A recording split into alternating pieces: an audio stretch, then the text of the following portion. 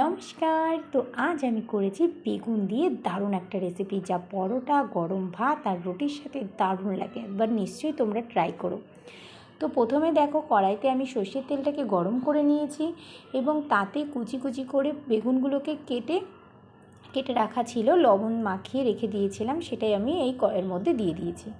কিচ্ছু না, অল্প কিছু উপকরণে দারুণ একটা রেসিপি। তোমরা অবশ্যই ট্রাই করে দেখো এবং আমাকে অবশ্যই জানিও কেমন লেগেছে। দেখো, আমি এখানে সামান্যই লবণ দিচ্ছি, কারণ আগে আমরা লবণ মাখিয়ে রেখেছিলাম।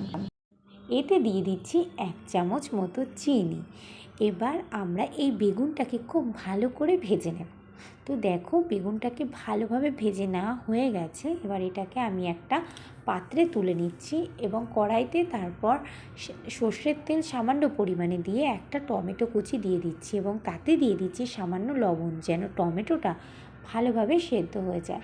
তো দেখো, এরপর আমি এতে অ্যাড করব একটা পেঁয়াজ কুচি আর 2টো কাঁচা লঙ্কা কুচি। তো দেখো, পেঁয়াজটাকে ভাজবো না, সামান্য একটু নাড়িয়েই এর মধ্যে আমরা দিয়ে দেব সেই আমাদের ভেজে রাখা বেগুনটা।